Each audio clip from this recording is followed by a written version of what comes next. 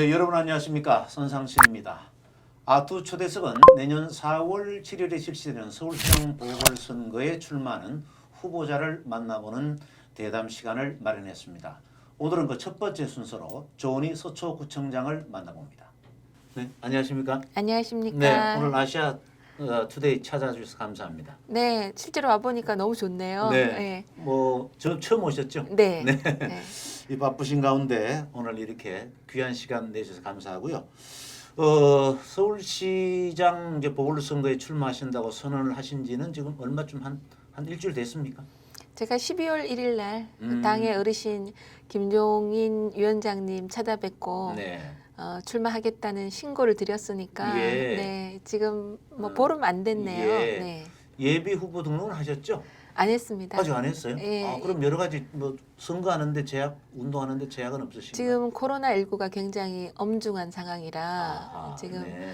뭐 예비 후보 등록해서 가는 그런 계제는 아닌 것 같고요. 또 네. 실제로 당의 경선 룰이 최종 확정되지 않았습니다. 아하, 네, 그렇군요. 다른 예. 후보님들도 실제로 예비 후보 경선 이게 등록하신 분은 별로 없으신 것 같아요. 네. 네, 한두 분 계시는가? 네, 그렇군요. 네, 뭐 일단 본격적인 얘기를 하기 전에 좀 얼마 전에 이제 책을 한 권 내셨던데 네, 따뜻한 네. 행정과 조은희 귀를 열고 길을 열다 뭐 이런 책 제목인데 네. 대한민국 표준 정책을 만든 서초구청장 조은희 글로벌 플랫폼 도시 서울을 꿈꾸다 이런 제목으로 이렇게 책 소개를 해놨던데 네. 이건 어떤 뭐 서초구청장 재직하면서 느낀 점을 얘기한 건가요? 어떤 내용입니까? 이 책은? 네, 제가 정책을 하면서 네. 또 청와대 비서관, 또 서울시 여성가족정책관, 그렇죠. 또 서울시 부시장, 또 서초구의 재선구청장으로 있으면서 그동안 제가 했던 어떤 생각을 갖고 네. 행정을 했는가 하는 아하. 거를 엮어놨고요. 네. 또 제 뭐 기자 시절의 저 모습, 네. 뭐 또 제가 아이 키우면서 겪었던 거, 아하. 제 개인사도 조금 넣었습니다. 그래서 첫 번째 그 엄마 리더십의 시작 이렇게 돼 있군요. 이건 네네. 애기들 키우면서 느꼈던 예, 점은. 그 제일 처음에 보면은요, 내 남자가 내가 선택한다고 돼 있어요. 오, 제 우리 네. 남편을 만나서 우리 예. 남편이 그때 제가 여드름이 나서 별로 안 예뻤거든요. 그래서 남편을 꼬시는 과정도 있습니다. 그래요? 네. 부군께서 그 제가 알기로는 법조인으로 알고 있는데. 네, 그렇습니다. 네. 아주 이 책을 읽어보면 네. 우리 조은희 서초구청장 조은희가 어떻게 살아왔고 또 어떤 행정을 펼쳤고 또 앞으로 어떤 꿈을 서울을 꿈꾸는지 꿈꾸는지. 그런 구상이 있고요. 네. 또 이제 귀를 열고 길을 열다는 음, 길을 크게 열고 이제 많이 듣고 시민들이 하시는 말씀을 많이 들으면 길이 나온다, 길이 열린다 이런 뜻입니다. 네. 그 여기 밑에 보면 네. 이제 진심은 감동을 만들고 감동은 기적을 만든다. 예. 이게 이제 네. 저희 우리 행정의 모토가 1도시 행정이에요. 예를 일도시 들면 행정. 네네 물이요. 음. 아무리 불을 이제 가열을 시켜도 99도까지는 끓지 않습니다. 아하. 마지막 1도를 더할 때 이게 이제 굉장히 쉽지 않은 거죠. 네. 그렇게 할 때 액체가 기체가 되고 놀라운 에너지가 폭발적인 에너지가 발생한다. 네. 그래서 이 1도는 정성이다. 네. 그런 의미로 썼습니다. 예. 네. 엄마의 정성으로 네. 그 1도를 네. 올려서 마지막 액체가 기체가 되게 하는. 빅체가 되는 100도를 맞추겠다. 예. 만들겠다. 네. 이런 얘기군요. 저도 오늘 처음으로 이 책을 받아서 제가 좀 차분히 읽어보도록 하겠습니다. 네. 오늘부터 시판됩니다. 그렇군요. 네. 네. 축하드립니다. 감사합니다. 서울시에 이제 자치구가 25개가 있잖아요. 그렇습니다. 25개 가운데 지금 야당이죠. 국민의힘 소속 구청장은 유일하신데 참 일을 하는데 그동안 어려움이 많았겠습니다. 뭐 대부분 상상하시는 대로입니다. 네. 이제 보면 문재인 정부죠. 그 대통령도 민주당, 또 정부도 민주당, 또 서울시장님도 민주당, 또 서울시의회에 109명의 의원님들 중에 101명의 의원님이 민주당. 네. 또 25개 구청장님들 중에 24분이 다 민주당, 저 혼자 야당, 예. 또 우리 구의 구청장, 구의회 의장님까지 민주당입니다. 네. 그래서 이제 쉽다면은 뭐 말이 안 되겠죠. 근데 네. 저는 이런 위기가 오히려 기회를 준다는 생각이 듭니다. 네. 제가 25개 구청장 중에 유일한 야당 구청장으로서 네. 재산세 감면을 얘기를 했을 때 그렇죠. 네. 24개 구청에서 다 반대를 하는데 음. 제가 뚝심 있게 밀어붙였거든요. 네. 그래서 결국은 정부에서도 지금 1가구 1주택 6억 이하 내년부터 50%까지 감경한다고 지금 법안이 이제 통과됐지 않습니까? 네. 그래서 숫자가 중요한 게 아니다. 어떤 의식을 갖고 어떤 추진력을 갖고 밀어붙이느냐. 네. 그리고 그게 얼마나 국민과 시민들의 바람과 일치하느냐에 따라서 기적은 일어난다고 생각합니다. 네. 그리고 또 윈스턴 처칠이 얘기하셨죠. 연은 바람이 셀수록 높이 난다. 아. 네. 네. 네. 그래서 그런 과정 속에서 네. 제가 스스로 다짐도 하게 되고 네. 또 여러 가지 리스크도 체크하게 되면서 오히려 역량이 커지는 계기가 된다. 그런 말씀을 드리고 싶습니다. 네. 네. 여러 가지 어려움을 오히려 전화위복의 계기로 삼아서 네. 네. 추진력과 동력을 확보하는 하나의 계기를 만드신 아주 좋은 사례를 만드신 것 같습니다. 사실 이제 조은희 구청장님은 저와 같은 언론인 출신이시고, 자 그렇죠. 과거에도 네. 기자 생활 출입할 때부터 네 사장이 같이 했었죠. 뵙죠. 네.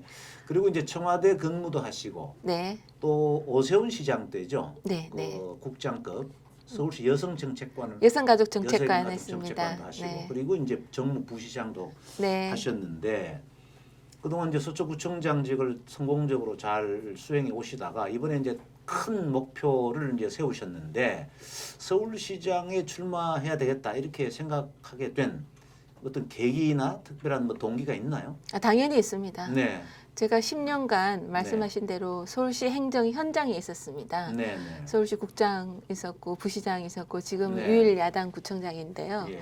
지난 10년간 민주당 시장님이 네. 리더십을 갖고 계시면서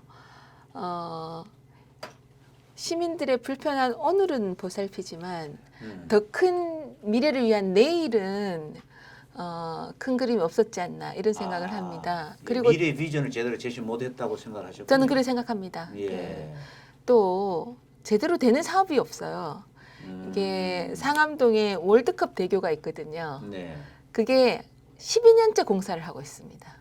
아, 그런가요? 우리나라처럼 기술력이 발달 세계 1등인데 왜 그렇습니까? 왜 12년째 하고 있나요? 지지부진하게 관심 안 쏟으니까 그렇겠죠. 어. 그래서 올해 완공돼야 되는데 서부간선도로가 내년에 완공되니까 그거를 맞추겠다고 또 1년 더 늦췄어요. 네. 그다음에 또 창동에 가보시면요. 네. 4호선인데 창동역에 역사를 개발을 해서 복합 개발을 해서 아주 멋지게 만들어서 도봉 그 노원 이쪽에 인근 주민들의 먹거리를 만들고 직장을 네. 만들어서 강남북 균형 개발을 하겠다. 10년째 그대로 있습니다. 기업이 3번 바뀌었습니다. 지금은 H 기업이 와 있는데 어허. 제가 창동역에 가보면 네. 곧 역사 개발될 거니까 이건 아니죠. 스크린도 네. 이게 시민 안전에 아주 필수적이거든요. 네. 안 설치를 안 했어요. 작년에 거기서 투신 자살 사건이 있었습니다. 또 동부간선도로 네. 10년째 착공 안 하고 있습니다. 이게 이제 4호선 당곡역에서 출발을 하거든요. 네. 거기서 쭉 출근 시간에 한번 타 보시면 조금 가장하면요. 동대문까지 아무도 안 내리고 타기만 탑니다. 아. 왜냐하면은 수락산 꼭대기에 올라가 보시면 망망대해인데요. 무슨 네. 망망대해인가? 구름의 망망대해가 아니고요. 아파트의 망망대해입니다. 예. 거기는 일자리가 없어요. 기업이 없어요. 네. 그러니까 출퇴근 시간에 거기에서 출근 시간에 계속 타기만 하는 거죠. 그런데 창동에 역사 개발을 하고 거기에 기업을 갖다 놓지 않으면 근데 그게 왜 10년째 안 하냐 이거죠. 왜 사업성이 나지 않게 하느냐. 그럼 말과 행동이 좀 다르다 이 말씀이시네. 실천력이 없는 거죠. 아, 그다음에 네, 은평구에 있죠. 예, 은평구 가면 일산에서 쭉 출근하시는 분이 은평구로 이렇게 하죠. 구파발 쪽으로 해서 네네, 열심히 쭉 내려오시죠. 내려오죠. 예. 그런데 가재울 뉴타운이라고 이제 서대문구에 네, 있습니다. 네. 예. 거기에 아주 주민들이 많이 입주하셨어요. 네, 거기 출근 시간에 가보면 지옥입니다. 아, 교통 지옥이요. 인프라를 전혀 네, 알지 않았다. 이 말이에요. 그렇게 많은 주민이 있는데 전철역이 없어요. 음, 제가 강남북 균형개발 생각을 했으면 네. 신분 당선할 때요. 비시 분석이 안 나온다고 하면 어떤 정말 그 지혜로운 방법을 동원해서도 그쪽까지 신분 당선을 연장할 것 같습니다. 근데 네. 안 하잖아요. 그걸 제가 부시장 있으면서 또 서초구청장으로 있으면서 또 25개 자치구청장 협의회가 있거든요. 네. 그걸 보면서 정말 답답했어요. 네. 강남 지역의 구청장임에도 불구하고 답답하죠. 왜 안 하는지. 음, 왜 안 하는지 정말 이해할 수 없었죠. 네. 그리고 또 주택 공급만 해도요. 예, 서계동이라고 있습니다. 서계동. 예, 그게 예, 예. 이제 서울역 뒤쪽이 서부역이거든요. 그렇죠. 그 서부역 건너편이 서계동인데 아하, 네. 거기는 정말 뉴타운을 해야 되거든요. 네. 근데 뉴타운을 안 하고 도시 재생을 하는 거예요. 아, 도시 재생이라 하면 페인트 칠로 네네네네. 분칠을 좀 제가 하고. 갔다 왔어요. 네네네. 이거 보시면 여기가 서계동이에요. 아, 여기 판자촌이 막 있고 예, 예. 여기에 재래식 화장실도 있고 그렇습니다. 근데 네. 이거를 왜 도시를 재생해야 되죠? 여기는 새 집 갖다 공급을 해야 되죠. 역사적으로 보존해야 할 가치가 있는 문화재가 있거나 뭐 그죠? 그런 경우에는 역사 보존지구 음. 또 한옥마을 같은데 네, 네. 그런 데는 전통으로 보존해야 되죠. 그리고 네. 재생을 하고. 예, 예.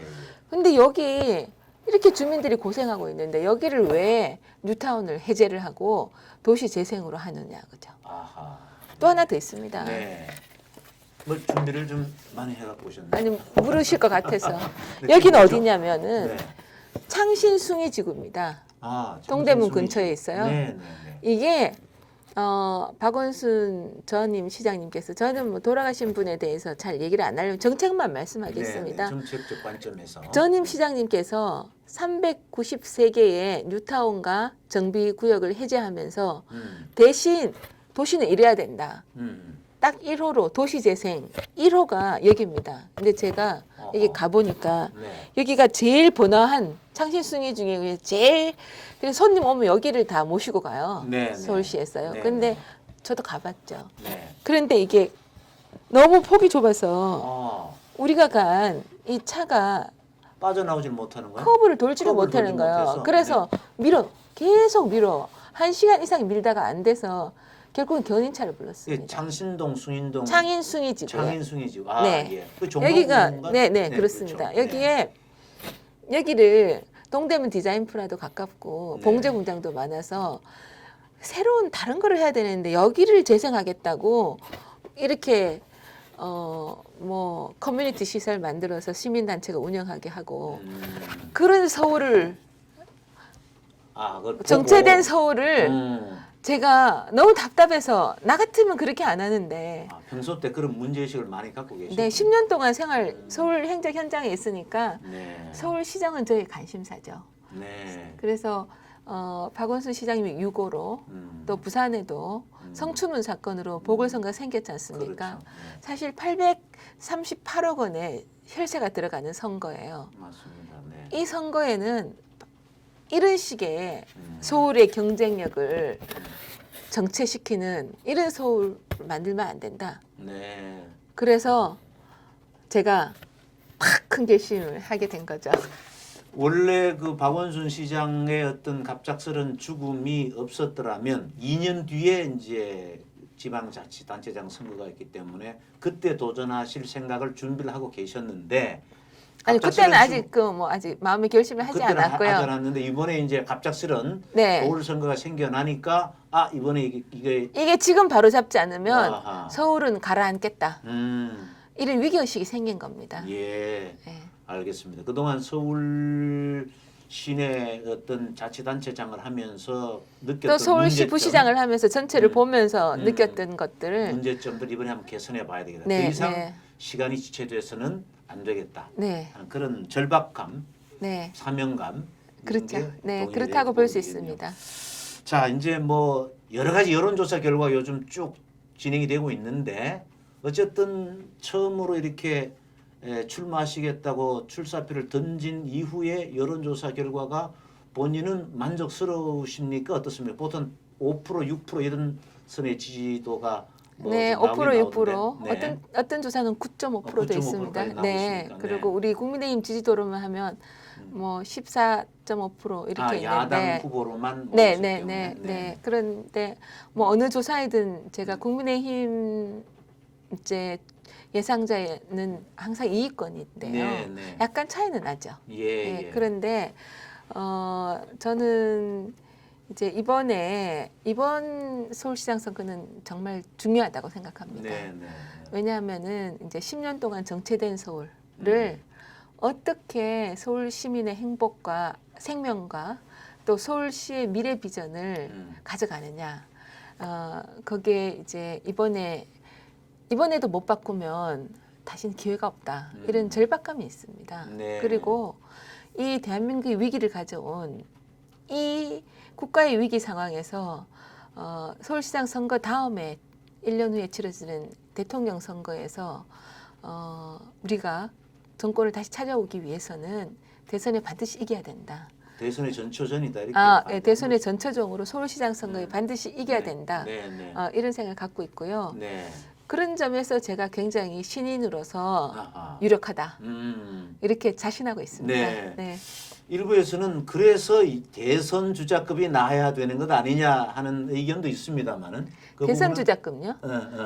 지금 말씀하시는 대선 주자급이 누구를 얘기하시는지 제가 좀 궁금한데요. 아, 네. 예.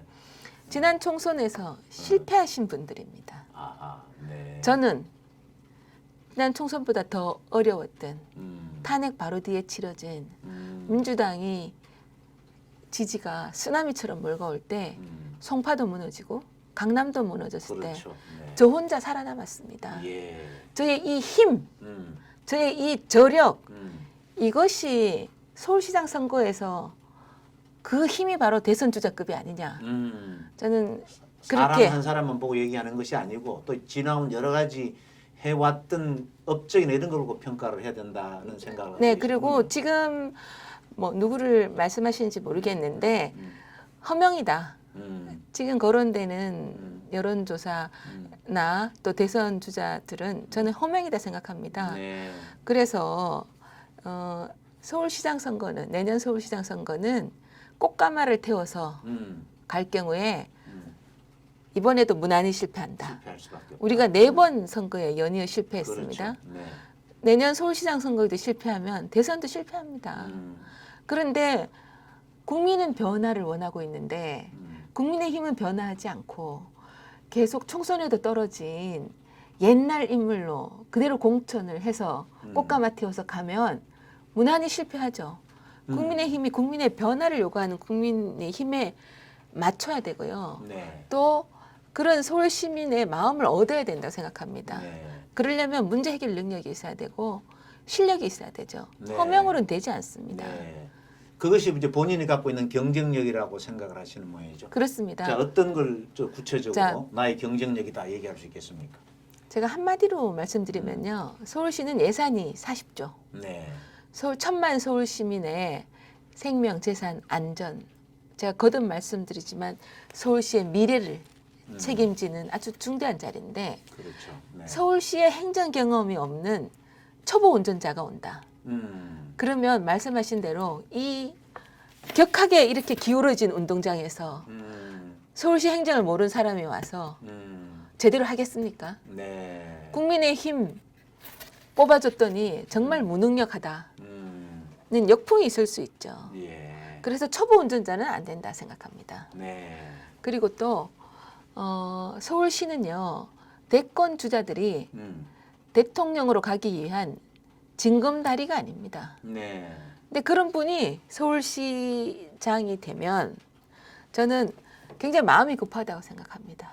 인기 영합주의도 하고 어떻게 하면 또 차기 대선을 또 염두에 두고 여론을 많이 있는 포퓰리즘 정책을 하게 되고요. 그러면 과속을 하게 되죠. 네. 과속 운전자는 사고 나기 쉽죠. 네. 초보 운전자도 사고 나기 쉽죠. 초보 운전자 안 되고 과속 운전자 안 된다. 저처럼 10년 무사고 네, 네. 모범 운전자가 나와야지 된다. 그게 네. 저희 경쟁력이다. 이야. 저는 그렇게 자신하고 있습니다. 모범 운전자론이군요. 네, 초보 네. 운전자 안 된다. 과속 운전자 안 된다. 모범 운전자여야 된다. 네. 예. 자, 이제 여러 가지 서울시의 현안이 있습니다만은 지금 현재 제일 중요한 문제가 부동산 문제인 것 같아요. 그렇습니다. 얼마 전에도 무슨 정책 발표를 또 하셨던데. 네, 제가 정책 네. 발표라기보다 저희 정책 구상 나라면 그러지 않을 텐데 네, 네. 그런 거를 페이스북에 올리는데요. 올렸죠. 네. 네, 좀 설명을 좀 해주시죠. 어떻게? 어제도 제가 네, 어제 오후에 하나 올렸습니다. 네, 네. 문재인 대통령님의 이제 건의하는 내용인데요. 네, 문 대통령께서 11일 날 동탄 행복주택에 가셨어요. 그랬죠. 임대주택 네, 단지에. 네. 그래서 말씀하셨어요. 이제 중산층도 살 수 있는 질 좋은 임대주택을 앞으로 250만 호 만들겠다. 저는 그 방향 맞다고 생각합니다. 그런데 그 해법이 우리 국민이 원하는 방향하고 미스매치라고 생각합니다. 네. 그래서 그래서 제가 생각하는 대안을 몇 번 말씀드렸는데요. 네, 네. 첫 번째, 대통령이 가신 곳은 1640호 임대주택이 공급된 데인데요. 네. 지금 현재 400호 정도가 공실입니다. 어허. 임대주택 4개 중에 하나가 비어 있어요. 예. 왜냐? 4평짜리, 4평짜리, 4평짜리요? 애써 원룸보다 8평짜리 적은데? 이런 것을 공급하면 거기 누가 살고 싶겠습니까? 네. 아무리 이제 서민이라 하더라도 네. 아무리 임대주택 집을 못 사서 임대주택에 살았더라도 어느 정도 살만하게는 해줘야지 성남갑 같은 집에 살아라 가면 살겠습니까? 문재인 대통령 강수 13평짜리 아니에요? 그래서 문 대통령은 네. 차라리 그런 데 가셔서 아. 야, 우리 정부의 부동산 정책이 잘못됐다. 음. 앞으로는 임대주택을 하더라도 양지로 하겠다. 네. 그러셨으면 국민들이 대통령께서 이제 이해하시는구나 생각을 할 텐데요. 네. 복층을 가셨어요. 어허. 12평짜리. 네, 네. 그런데 1640호 중에 12가구밖에 없는 데입니다. 아. 그리고 또 13평짜리 네. 가셨어요. 네. 트윈. 거기에 가셔서는 여기는 뭐 변창흠 내정자, 네. 국토부 장관 내정자하고 네, 네. 여기는 자녀 둘 해서 4가구도 살 수 있겠네요. 네, 그렇습니다. 그런데 13평에 짐이 하나도 없으니까 넓어 보이죠. 거기 4가구 4명 살아보세요. 4식구. 그런데 거기 가서 아늑하다. 근데 그게 제일 비싼 데입니다.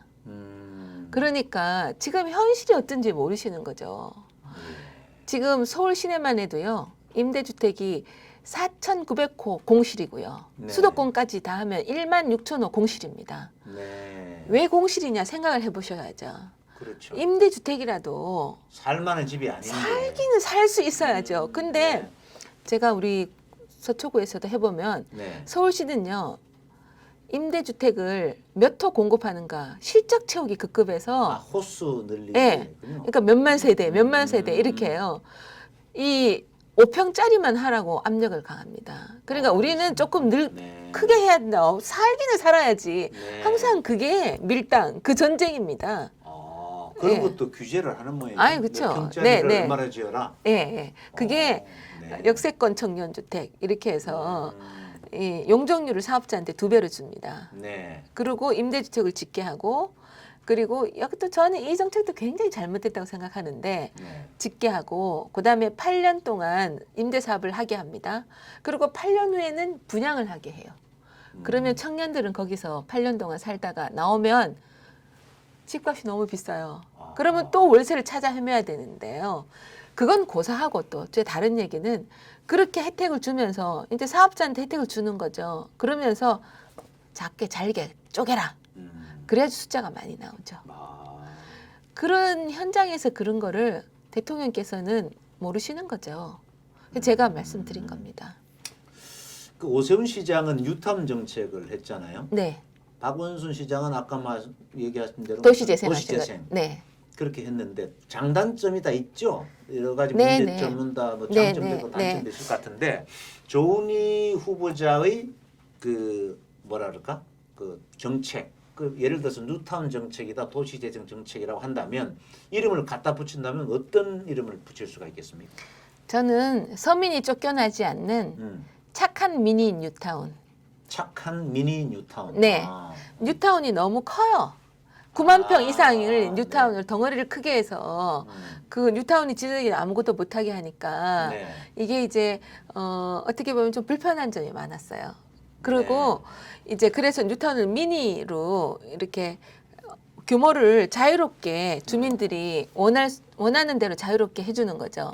네. 이제 9만 평 이상이 너무 크잖아요. 그렇게 해주고 그 대신 혜택도 주는 거죠. 이제 공공주도 재개발의 용적률을 지금 혜택을 주듯이 혜택을 네. 주면서 세입자들 음, 뭐 돈 많은 세입자 말고요. 서민 세입자들 월세 전세 하는 분들을 제일 먼저 보호하는 착한 미니 뉴타운을 하겠다는 것이 제 첫 번째 구상이고요. 네, 네, 두 번째는 아까 제가 말씀드리다가 이제 좀 말씀드렸는데 이 청년 임대주택 네. 청년들에게 임대주택을 공급해도 살만한 임대 요즘에는 수준이 높아져서요. 네. 성냥갑 같은데 안 삽니다. 예. 그러니까 16,000원 공실이죠. 네. 제대로 양질의 임대주택을 짓고 또 10만 원 정도는 임대주택 들어갈 비용 그러니까 전세 분양가의 한 20%만 내면 30년 모기지로 해서 청년들한테 제대로 된 내 집을 주겠다는 겁니다. 그게 제가 임대주택이 아니라 자기 집을 가질 수 네 있도록 그래야지 만들어주겠다. 중산층으로 갈 수가 있죠. 그렇죠. 네, 네. 청년들이 내 집 갖고 싶고 그게 자기 자산이죠. 그러니까. 그렇게 되면 이제 처음에는 작은 집 있다가 결혼하면 조금 더 큰 집 가고 애 낳으면 좀 더 큰 집 가고 애가 학교 들어갈 때쯤 학교 옆에도 갈 수 있고 네. 이런 시드 마니를 마련할 수 있게 그게 저는 내 집 주택이라 생각합니다. 10만 원 정도 계획하고 있습니다. 그 재개발 재건축 부분에 대해서는 일부에서는 재개발 재건축을 허용해 주면 또 상당한 특정인한테 과대한 이익이 가기 때문에 규제해야 된다라고 해서 재개발 재건축을 막는 부분도 꽤 있거든요. 그러나 재개발 재건축을 막았기 때문에 집값을 또 이 폭등된 또 원인이다 이렇게 얘기하는 그렇죠. 주장이 있습니다. 그러니까는 이거 이게 그런 경우는 어떻게 가야 됩니까? 정반합이죠. 예. 그러니까는 이 양쪽 정책의 문제점, 양쪽 보완하고 장점을 같이 해서 하는 게 제가 제시하는 게 그런 겁니다. 네, 네. 예를 들면 이제 재개발이랑 재건축은 달라요. 다르죠. 예, 예. 재개발은 주로 단독주택, 빌라 이런 데서 도시 기반 인프라를 같이 깔아주면서 하는 겁니다. 그리고 재건축은 이미 있던 아파트 같은 거기를 새로 하는 네. 게 재건축인데요. 네, 네. 그런데 제가 이제 대통령께 건의드리는 것 중에 하나도 뭐냐면 재개발 재건축 서울시의 재개발 재건축의 권한은 거의 대부분 서울시장한테 갖고 있습니다. 네. 근데 지금 서울시가 10년 동안 막았거든요. 예를 들면 이제 여의도 시범 아파트 가보시면요. 예. 시범 아파트의 단지가 49년 됐습니다. 아, 이제 70년대 네. 그 마포의 와우 아파트 그 기억나세요? 와우 아파트, 그래서 무너진 무너졌잖아요. 와우 아파트. 예, 그러니까 예. 무너지고 나니까 정말 아파트를 고층 아파트를 시범적으로 잘 지어보겠다. 한 곳이 시범 아파트예요. 네, 네. 근데 이게 49년 전이거든요. 진작에 재건축이 돼야 돼요. 그런데 지금 가보시면 벽에는 전부 다 이제 무너지지 않게 보수를 해놓고요. 겨울 되면 동파되고요. 여름 되면은 이게 물이 제대로 안 돼서 막 곰팡이가 나고 그런데 네, 예. 안전진단 검사도 다 되고 했는데 왜 재건축이 안 되냐? 서울시가 여의도 지구단위 계획이라는 이 도시계획으로 지구단위 계획으로 막아놔서 재건축 한 발도 못 갑니다. 그게 계속 끝나야 되는 거거든요. 그걸 네. 계속 ING예요. 네. 그다음에 목동은 한 30년 넘었습니다. 그렇죠. 목동 80년대 중반이죠. 네, 제가 네. 목동에 이제 아주 우리 아이가 어릴 때 거기 살아가지고 음. 목동 사정도 잘 아는데요. 네. 목동에 14개 단지가 있습니다. 거의 세대가 26,000세대가 있는데 거기 가보면요. 비싸서 못 살겠다. 빨리 해달라. 이렇게 있어요. 그래서 6단지가 안전진단을 통과해서 그러면 정비사업, 추진위 이렇게 계속 돼야 되거든요. 근데 한 발짝도 못 나갑니다. 왜냐? 서울시가 5년대 도시계획을 한다고 지구단위 계획을 5년째 마무리를 안 짓게 됩니다. 이거 서울시장이 할 수 있습니다. 근데 네. 이렇게 되면 주택 공급이 도심에 엄청 되거든요. 그렇죠. 네. 그리고 재건축이 되면 의무적으로 17% 임대주택을 넣게 돼 있습니다. 네. 합법적으로. 예. 양질의 임대주택이 되는 거죠. 음. 그런데 그런 거는 꽁꽁 막아놓고 동탄에 가서 앞으로 250만 원 공급하는데 여기 살기 좋네요. 그리고 그 옆에는 4평짜리가 있는데 그리고 전체 16,000세대가 공실인데 그래서 서울 지역에 양질의 주택이 좀 들어와야 됩니다. 그렇습니다. 그러니까 이게 재개발 재건축을 조금만 풀어주면요. 네. 이게 17%는 그냥 만약에 이게 100호가 공급된다. 그러면 17세대는 그러니까 제가 용적률 인센티브 조금 있거든요. 그러면 20세대 이상은 양질의 임대주택도 들어오고 양질의 주택도 들어서 이게 꼭 먹고 알 먹고라 제가 그랬는데 그걸 안 하는 거는 왜 안 하는지요?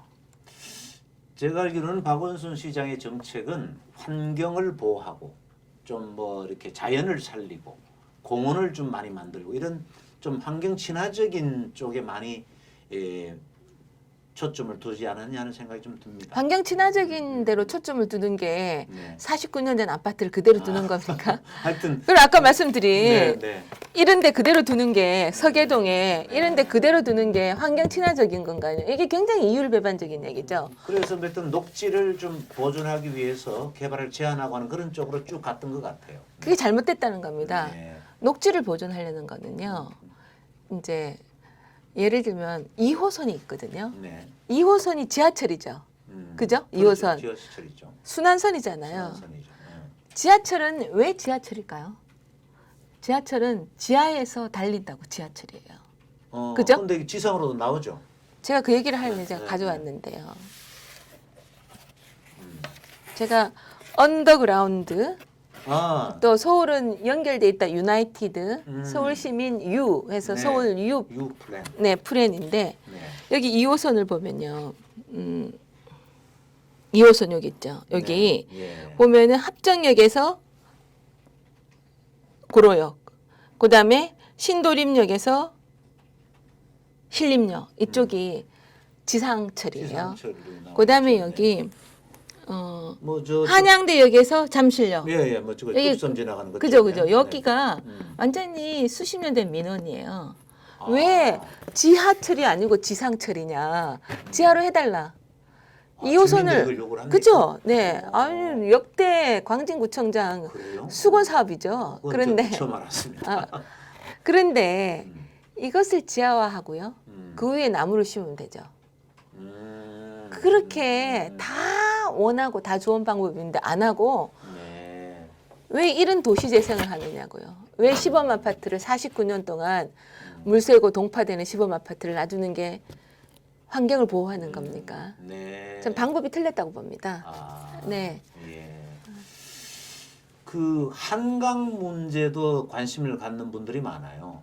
한강이 굉장히 전 세계 어디를 가도 그렇게 넓은 폭이 넓은 강을 수도에 갖고 있는 나라가 많지 않거든요. 맞습니다. 예. 그런데 이 당시에 뭐 88 올림픽 도로를 닦고 한 것이 상당히 뭐 여러 가지 올림픽을 앞두고 교통량을 활발하게 하는 데는 도움은 됐지만 접근하는데 한강 고수부에 접근하는데 하나의 그 뭐랄까 방해 되는 역할을 해서 이걸 좀 시민품으로 돌려줘야 되지 않냐는 얘기도 있습니다만 혹시 한강 문제와 관련해서는 생각해 놓으신 구상이 있으십니까? 너무 많죠. 네, 뭐 하나 소개만 제가 해주시면. 네. 이제 예를 들면요. 이해찬 전 민주당 대표께서 네. 서울은 천박한 도시라 그랬어요. 아, 저 서울 시민으로서 정말 자존심 상했습니다. 네. 근데 그 예를 든 것이요. 네. 한강에 보면 전부 병풍처럼 아파트가 있다. 네, 뭐 얼마짜리 뭐 네, 네. 이렇게 그런데 예. 지금 한강은 80년대 치수 사업을 해서 거기 이제 아파트를 세우고 이제 모래 갖다가 이렇게 이제 다져서 그 위에 이제 아파트를 세웠잖아요. 네. 근데 그게 이제 재건축 시기가 다 도래했어요. 아, 그래서 예. 한강변이 전부 다 재건축입니다. 양변 다 네, 강북 강남. 네. 그런데 전임 시장은 10년 동안요. 재건축 때 35층 이상은 안 된다라고 규제를 만들었어요. 네. 그러면 어떻게 되냐? 35층짜리 성냥갑이 또 아파트가 또 한강변에 또 서게 되는 겁니다. 그게 정말 천박한 도시를 만드는 당사자들이에요. 저는 어떻게 생각하느냐? 여의도, 예. 상암, 마곡 그 워터프론트로 삼각 워터프론트로 만들고요. 네. 그다음에 성수, 압구정, 삼성 이게 또 다른 삼각 워터프론트입니다. 그리고 이제 강북 강변도로, 88도로를 전부 다 지하화할 수는 없지만 가급적 지하화를 해서 수변 도시로 만드는 거죠. 네. 그랬을 때 한번 상상해 보십시오. 얼마나 예. 매력적인 예. 서울이 되겠는가. 예. 그리고 이게 저희가 장차 또 북한하고 교류가 된다고 했을 때 개성이 서울에서 얼마나 떨어져 있을 것 같아요. 불과 뭐 차도 뭐 하면은 한 얼마 안 시간도 되죠. 걸리죠. 한이 안 걸리죠. 70km입니다. 예. 한강을 네. 워터프론트로 해서 그렇게 됐을 경우에 개성으로 다니기도 좋죠. 네, 네. 그러면 인천항의 배가 이까지 다 들어올 수 있죠. 여의도까지. 네. 예. 그걸 안 하는 겁니다. 그렇게 해야 되는 겁니다. 네. 그런데 35층으로 규제를 해서 또다시 성냥감을 만드는 게 네. 그게 천박한 도시를 만드는 거죠. 네. 그래서 그게 세종으로 가면 다 해결이 됩니까? 국회의사당 세종으로 보내겠다 그러는데요. 네, 네. 이해찬 대표 지역구 아닙니까? 네, 세종으로 저는 정말 단호히 반대합니다. 죄를 짓는 거라 생각하고요. 네. 얼마 전에 예. 민주당에서 발표를 했어요. 네. 여의도, 예. 상암, 마곡, 창동을 잇는 수출 벨트를 만들겠다, 뭐 경제 벨트를 만들겠다. 제가 그 말씀 발표를 보고요. 정말 걱정이 앞으로 가렸어요. 어떻게 네. 어떻게 여의도와 창동이 이어지지? 왜냐하면 제가 말씀드린 대로 여의도는 그렇게 이어지는 데가 아닙니다. 마곡하고 이렇게 이어지는 상암하고 이어지는 데고요.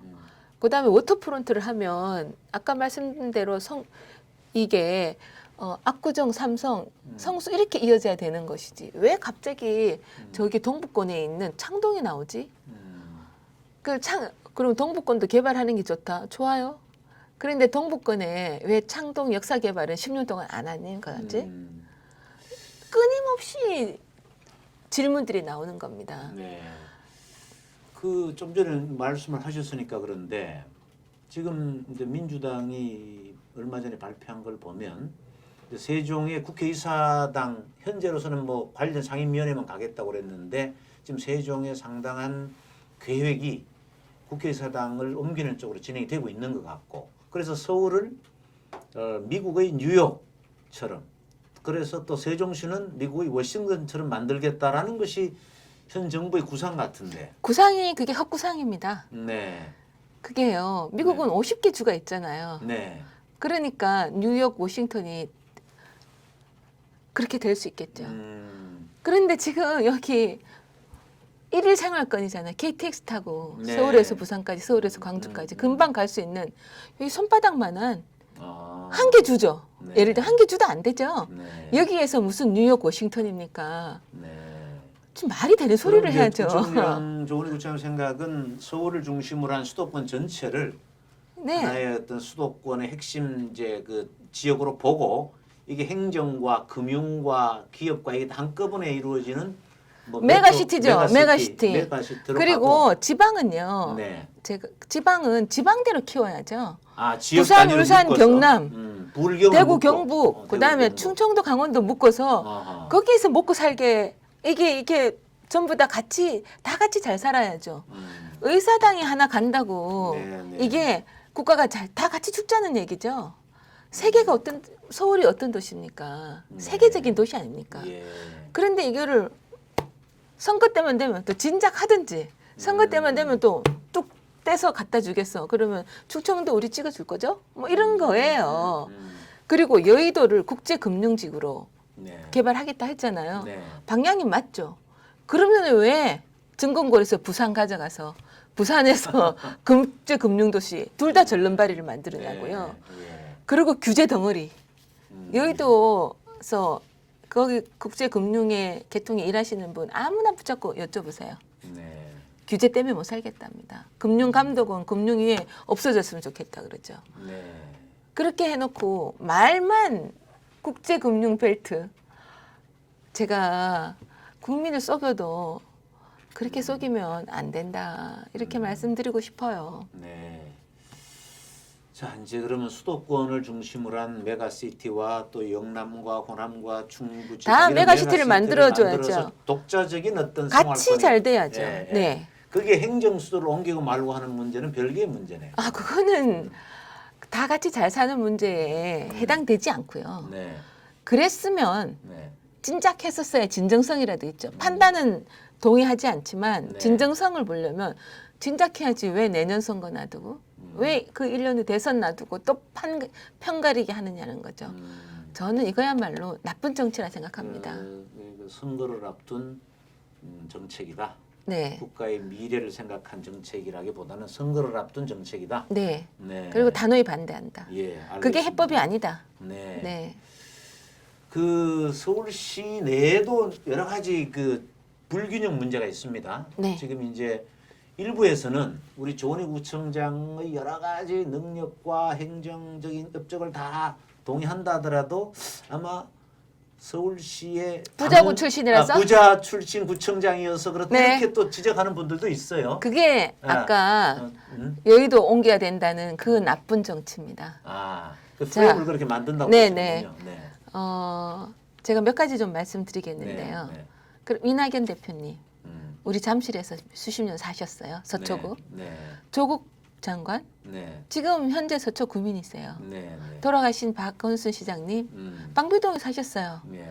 지금 국토부 장관 내정자 방배동 주민이십니다. 그렇죠. 네. 이분들 부자구에 사시니까 부자만 대변하겠네요. 제가 거꾸로 묻습니다. 저는 7년 동안 서초 구민이지만 40년 서울 시민이었습니다. 도봉구에도 살고 용산구에도 살고 중구에도 살고 영등포에도 살고 네. 서대문구에도 서울시의 살고 다양한 구로구에도 동네에서 다 살고 살아보셨군요. 이사를 다녔죠. 네. 그런 곳에 둥지를 텄습니다. 목동에도 그렇고요. 그래서 어디에 살고 그런 프레임은 오히려 네. 그걸 프레임을 하면 민주당이 더 전 걸린다 생각해요. 한번 보세요. 전부 다 강남에 집 갖고 있는 분들이잖아요. 예, 예. 그런데 서울은요. 전주가 인구 65만 이 정도. 네, 네. 송파가 67만입니다. 네.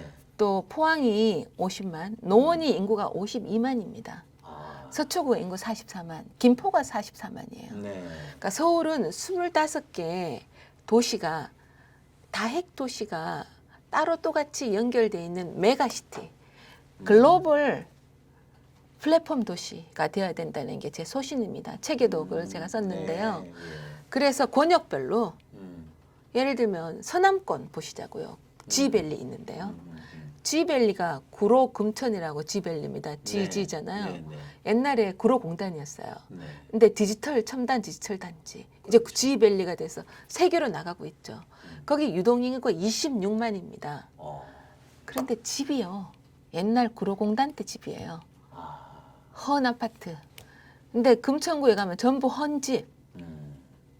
이거를 그러니까 주택은 4, 50년 전, 네. 산업은 최첨단, 글로벌 첨단. 이 미스매칭이에요. 네, 새로운 집에 살고 싶은 욕망이 계속 아니 생기기 거기 때문에. 출퇴근하시는 분들은 네, 거기 금천구에 L 아파트가요. 네, 처음에 미분양인데 지금 10억이 훨씬 계속 고가 천정을 칩니다. 그게 왜냐? 신축 아파트가 없기 때문에. 그렇기 때문에. 신축 주거가 없기 때문에. 그런데 거기에요.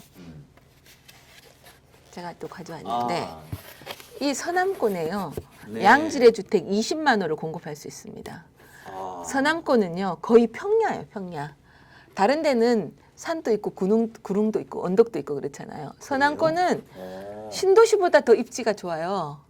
그 근데 구로구, 금천구, 영등포구, 영등포구. 정동포 일부죠. 네. 예. 거기에 그런데 여기가 교통도 너무 좋아요. 네. 1호선, 2호선, 7호선. 그다음에 신안산선 곧 개통되죠. 서부간선도로 내년 개통되죠. 네. 교통의 요충지예요. GTX 지나가죠. 낮 좀 있으면. 네. 그런데 그리고 청년들, 직장인들이 몰려드는 데죠. 지밸리에. 네. 아파트가 없어요. 집이 없어요. 그러니까 교통 계속 출퇴근해야 되죠. L 아파트가 그렇게 천정부지죠. 여기 이 광활한 평야 같은데 정말 고층 아파트를 지어도 어디 이제 경관 훼손이 안 되는 데인데 그동안 박영선 장관님 3선 하시고 이인영 장관님 4선 하셨죠? 네. 그럴 동안 아파트 여기 새집 안 짓고 뭐 하셨는지 제가 여쭈고 싶어요. 김수현 전 청와대 정책실장이 네. 부동산은 끝났다라는 책에서요. 아, 집 가지면 보수, 집 안 가지면 진보 해서 여기 집 가지게 해주면 표가 안 된다고 집을 안 지은 건가요? 또 그렇게 또 보시는.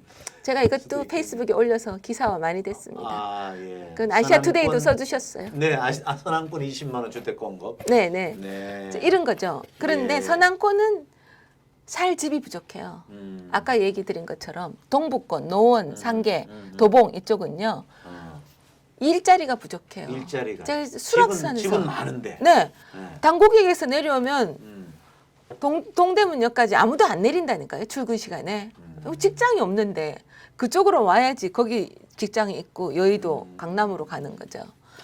그렇기 때문에 거기는 직장이 없어요. 그런데 태릉 골프장에 네. 또 아파트를 또 짓겠다니까 거기 그쪽 반대를 많이 하는 모양인데 그쪽 주민들. 그러니까 한 발도 못 나가죠. 이렇게 무능하게 정책을 합니다. 네. 그런데 수색, 은평, 네. 그다음에 가재울 얘기했잖아요. 이쪽은 교통 지역입니다. 여기는 교통을 안 풀어주면 안 돼요. 네. 근데 교통을 어떻게 당장 뭐 풀 수 있는 방법이 있습니까? 교통 문제는? 당장은 어려워요. 예. 그게 왜냐하면 상당 10년 동안 했었어야죠. 예, 그렇죠. 무관심했죠. 근데 저한테 보관이 있습니다. 네. 근데 보관을 지금 다 얘기하면 그리고 다른 쪽에서 또 컨닝할 수도 있죠. 제가 보니까 전부 제가 말하면 그 다음에 그걸 약간 바리에이션해서 하시는 것 같았는데 정책에 대해서 고민을 많이 좀 해야 되는데 사실은 현장 경험이 다들 없다 보니까 정치인 출신들은 뜬구름 잡는 얘기하는 예, 거죠. 뭐 원론적인 얘기하고 네. 뭐 그렇죠. 예, 또 지역별로 보면 경전철 같은 게 많이 좀 생기는 거 한데 그런 건 도움이 되나요? 네, 됩니다. 미아선 뭐 네, 네, 도움이 되고요. 관악에 가보면요, 옛날에 고시촌이었어요. 그렇죠. 네. 근데 이제는 고시가 이제 또 없어졌잖아요. 그래서 이제 공시 쪽이 좀 많죠. 네, 네, 네. 근데 거기 공무원 시험 네 준비하는. 이제 그럼에도 불구하고 고시생들이 많이 없어지니까 거기 대학 타운이 비슷하게 되죠. 네. 그러면서 1인 가구들이 많아요. 네, 많습니다. 예. 네. 그런데 1인 가구를 우리 이 문재인 정부는요.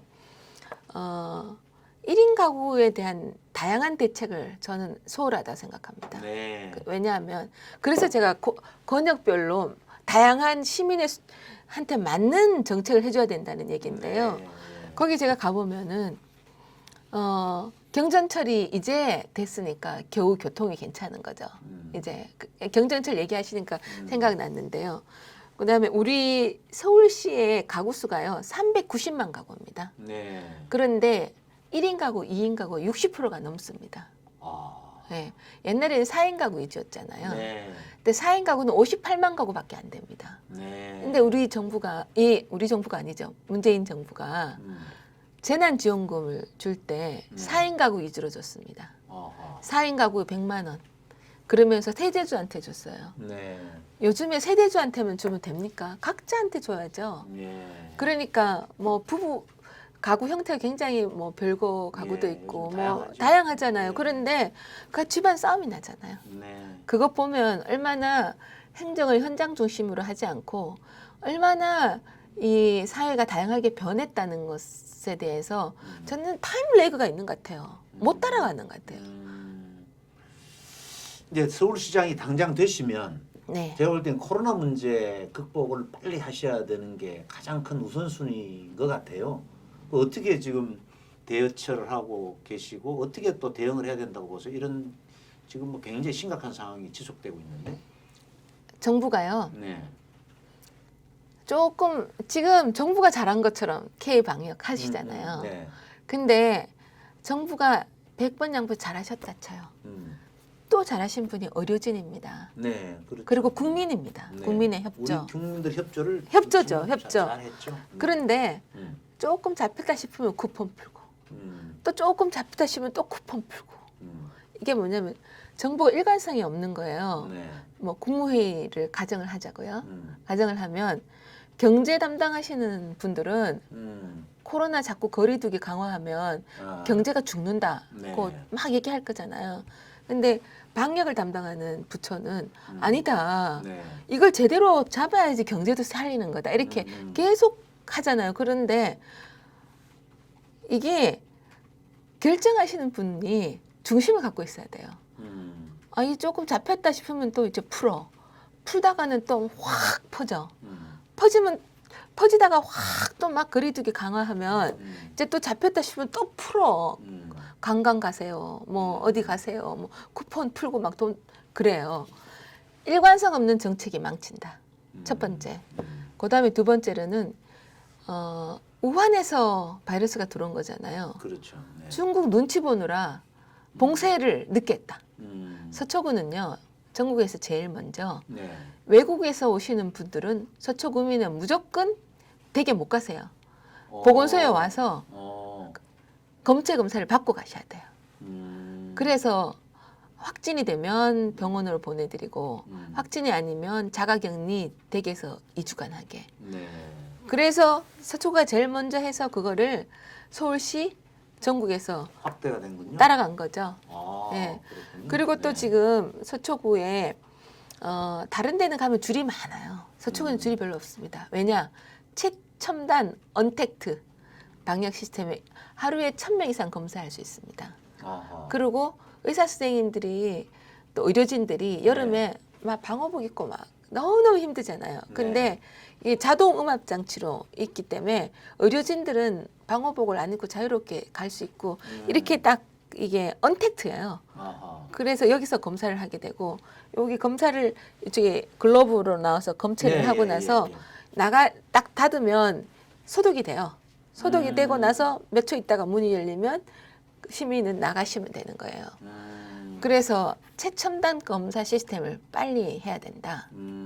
그리고 저는 처음에 검체 검사하는 게요. 6만 원, 8만 원 했거든요. 네. 그래서 저희들이 외국에서 오시는 분을 전수조사한다 그럴 때 그 예산을 어떻게 감당할까 겁이 나더라고요. 네. 그래도 이건 너무 중요하니까 했는데 검체 검사를 무조건 무료로 해야 됩니다. 아하. 지금 이제 하려고 하는 것 네, 같아요. 예. 그리고 백신 확보는 왜 그렇게 늦냐 이거죠. 그 백신 문제는 우리가 백신 후진국이 될 수 있다 우리 하는 분들이 많아요. 후진국 중에 후진국이 되는 백신 거죠. 지도를 한번 보니까 멕시코보다 못합니다. 네, 뭐 그렇게 돼 있더만. 네. 그게 안정성 문제라고 얘기를 합니다. 여권 쪽에서는 안정성이 확보되지 않은 안정성이 확보된 백신도 확보를 못했고요. 네. 지금은 안정성이 3상 실험이 안 된 백신도 가계약만 된 겁니다. 그런. 그것도 확보가 되지 않아서 네. 그 변명 자체도요 궁색한 변명이에요. 네. 그리고 이게 이제 백신의 효능이 어느 만큼 갈지 잘 몰라서 캐나다 이런 데서는 국민 수의 뭐 5배, 7배 뭐 이렇게 하잖아요. 네. 우리는 1점 몇 배밖에 안 됩니다. 그게 예약 가계액 해놓은 것도 1점 몇 배가 안 되죠. 4,500만 되니까 네. 100%도 안 된 거죠. 뭐 100% 이제 아기는 제가 아, 계산을 안 이게 했는데 계산하시면 예, 아니 지금 넉넉하게 계산해 네, 주는 네. 거죠. 근데 네, 1%라 그냥 한 배죠. 네, 네. 그거는요 심하게 생각하면 한 달로 끝나는 겁니다. 네. 효능이 얼마나 갈지 이제 연구자마다 좀 다르게 얘기해서 그런데요. 그래서 너무 취했다. K방역에. K방역에. 예. 네. 그래서 우선 음, 이 시민의 안전과 생명이 제일 중요하다. 음. 저는 서울시 여성가족정책관 있을 때 사스가 있었어요 그때. 아, 예. 그 제 담당이었어요. 예, 예. 그다음에 민선 6기에 1차 구청장일 때요. 지난번 메르스였죠. 메르스 왔었죠. 지금 이제 코로나19여서 네. 경험이 축적돼 경험이 있는데 많이 있군요. 네. 가장 먼저 해야 되는 건 정보를 충실히 공개를 해야 돼요. 그다음에 역학 조사 이런 거를 잘해야 되고요. 그다음에 백신이나 네. 또 검체 검사 이런 거는 누구나 할 수 있게 해야 돼요. 근데 일부에서는 정부에서 이 검체 결과를 검사를 숫자를 이렇게 조율한다는 비판까지 하잖아요. 어떨 때는 검사를 많이 하고 어떨 때는 네. 적게 하고 네. 그게 저는 오해이길 바라고요. 그러기 위해서는 무조건 다 검사할 수 있게 해줘야지. 그게 저는 선진 사회라 생각합니다. 네, 알겠습니다. 그 서울시장이 되면 아마 가장 그 신경을 또 써야 될 부분이 지금 야당으로서의 지방자치단체장이 중앙정부를 상대하는 또 일이잖아요. 과거 오세훈 시장 때 그 야당 그 당시에는 여당이었지만 야당 출신의 시의원들이 뭐 다수를 거의 7, 80%였죠. 해서 아무것도 못했다 이런 얘기들이 있지 네, 않습니까? 네, 네. 아마 그 서울시장이 혹시 이제 당선이 되더라도 중앙정부의 관계 또 서울시 의회와의 지금 여당이 상당 다수를 정하고 있을 텐데 이런 문제들은 어떻게 풀어가시려고 생각하십니까? 그 말씀 드리기 전에 먼저요. 네. 지금 거대 여당입니다. 국회가요. 예. 위성 정당까지 하면 180석입니다. 그렇죠. 네. 지금 야당이 아무리 필리버스터 해도 네, 뭐, 무조건 네, 그렇죠. 뚝 하잖아요. 네, 네. 국민 살림살이 나아지셨어요. 네. 거대 여당 만들어서. 네. 지금 서울시도 마찬가지입니다. 네. 아까 제가 또 이만큼 기울어진 운동장이에요. 예, 예. 견제가 없기 때문에 대통령부터 시의원, 구청장, 시장 전부 다 이겼기 때문에 구의회까지 이렇게 기울어졌으니까 마음대로 하는 거죠. 시민 무서운 줄 몰라요. 네. 국민 무서운 줄 모릅니다. 항상 그런데 견제와 균형이 중요한 것인데. 야당 시장이 되죠. 네. 견제가 일단 되겠죠. 네, 네. 그리고 야당 시장은 국무회의 멤버입니다. 그렇죠. 그래서 의결권은 없지만 발언권은 있습니다. 네. 그래서 너무 기울어지는 거에 대한 제동을 걸 수도 있고요. 네. 그다음에 저는 25개 구의 유일한 야당 구청장입니다. 네. 정무부시장도 지냈고요. 예, 예. 그리고 말씀하신 대로 오세훈 시장님 시절에 정무부시장이었습니다. 예. 그때 전부 민주당 시의원 그 7, 80%였는데 네. 제 별명이 그때 민주당 시의원이 별명을 지어준 게 정무 120입니다. 정무 120. 예, 어. 120 이제 서울 시민은 다 아실 거예요. 다산 120. 다산. 무엇이든지 물어보세요. 네, 다산 콜센터. 근데 네. 정무 120 정무부 시장한테 뭐든지 물어보면 나 통한다. 아. 일단 그 당시에 이제 야당 시의원들하고 소통이 그만 잘 되었다 이런 그렇죠. 얘기시죠? 예, 네. 그래서 음, 일단 이제 먼저 대화를 해야 되고요. 음. 그리고 잘 모르시는 분들이 많으실 텐데 의회는 조례를 하는 거잖아요. 의회에서 조례로 제정해서 할 수 있는 것과 시장이 집행부에서 할 수 있는 것이 너무나 많습니다. 아. 조례 없이도. 네. 네. 일단 조례 있는 것은 대화를 해야 되고요. 조례 없이는 소신을 갖고 가면 됩니다. 네. 재산세 50% 감면하듯이요. 네. 저는 재산세도 50%, 주민세도 50% 해야 된다 생각합니다. 코로나19 예. 있을 때는. 그럴 때 그런 걸 시장이 할 수 있습니다. 재건축, 또 쫓겨나지 않는 착한 재건축, 착한 재개발, 또 강남의 규제를 풀어서 거기에 있는 공공기업을 받아서 은평에 교통 인프라 깔고 또 구로에 새집 짓고 창동에 역사 개발하고 이런 데 쓰면 됩니다. 아. 예. 예, 예. 그게 그렇게 어떻게 하느냐의 문제죠. 계속 강남은 잘 살아요. 강북은 잘 못 사니까요. 강남은 절대 더 잘 살게 하면 안 돼요. 강북 그냥 보호해야 되니까 그냥 가만히 있으세요. 이게 시민을 위하는 겁니까? 본인들의 정치를 위하는 거죠. 네. 정치가 아니라 정책을 해야 된다. 이렇게 행정을 해야 되고 행정을 해야 된다. 시민 중심으로 가야 된다는 네, 거죠. 알겠습니다. 네. 자, 이제 서초구청장 지금 계속 수행을 하시는 거죠? 네, 이제 뭐 네. 그럼 이제 그 후보로 확정이 돼야 구청장직을 이제 사직하게 그렇죠. 되는 그게 것이고. 3월 7일입니다. 아, 3월 7일. 네. 예. 서초구청장직을 수행하고 또 후보로서의 활동을 하고 상당히 바쁘시겠습니다. 네. 그동안. 그래도 네. 서울 시민을 위해서 네. 뭔가를 할 수 있는 기회가 생겼다. 네. 그런 가능성이 생겼다 생각하니까 네. 너무 행복합니다. 신나고요. 네, 마지막으로 우리 그 서울 시민들 또 우리 네. 국민들에게 하시고 싶은 말씀을 좀 하시는 걸로 이 프로그램을 마무리하도록 하죠. 네, 네, 네. 여기 보고 말씀해 주시죠. 저는 내년 선거는 부끄러움의 선거라고 생각합니다. 전임 시장의 성추문으로 치러진 서울 부산 합하면 838억 원의 세금이 치러지는 선거죠. 그리고 내년 선거는 아우성의 선거라고 생각합니다. 부동산 폭등에 또 세금 폭등, 서울 시민이 고통을 겪고 있습니다. 그렇지만 내년 선거는 희망의 선거입니다. 제대로 일을 하는 그런 시장을 뽑으면 우리 전부 코로나19도 극복하고 서울시에서 다 행복하고 안전하게 잘 살 수 있다 생각합니다. 저는 서울시는 초보 운전자 오면 사고 낸다 생각합니다.